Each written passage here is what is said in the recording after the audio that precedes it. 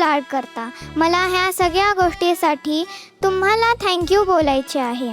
I am so lucky की तुम्ही माझे स्वीट पप्पा आहात आणि तुम्ही माझ्यासाठी आणि आपल्या फॅमिलीसाठी खूप हार्डवर्क करता.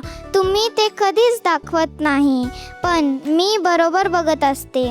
मला तुम्हाला एक प्रॉमिस करायची आहे की मी तुम्हाला कधीच त्रास देणार नाही आणि तुमचे सगळे ड्रीम्स पूर्ण करणार. आणि माहीत आहे की तुम्हाला मला डॉक्टर बनवायचे आहे. मी नक्की खूप हार्डवर्क करेन आणि प्रयत्न करेन. मी तुमची आणि मम्मीची खूप काळजी घेणार मोठी झाल्यावर. लव यू, तुमची परी. डोळे का पाणवलेत तुझे? नाही, पप्पांची आठवण येते.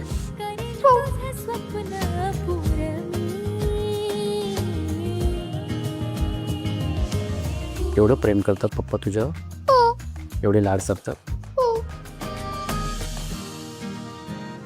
ताई, तुझं खूप कौतुक आहे की तुम्ही ज्या पद्धतीने त्यांचे संस्कार तुम्ही त्यांच्यावरती करता. आज का मला तुला असं विचारायचं आहे की आज तेवढं पत्र लिहिताना ती इतकी भावूक झाली, ती रडली? कारण शक्यतो ती आमच्यापाशी नसते, ती हॉस्टेलला असते.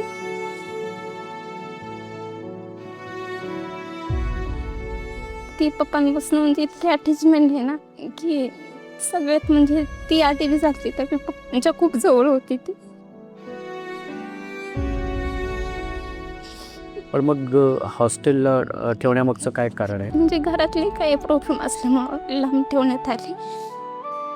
आणि हे किती वर्ष ती आता हॉस्टेलला आहे? 9 वर्षाची झाली येते तेव्हापासून ती लांब आहे.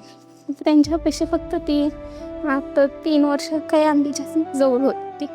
ताई, मला कल्पना आहे तुमचे काही प्रॉब्लेम्स असतील, म्हणजे काही समस्या नक्कीच असतील कुटुंबाच्या, म्हणून तुम्ही तो निर्णय घेतला असेल.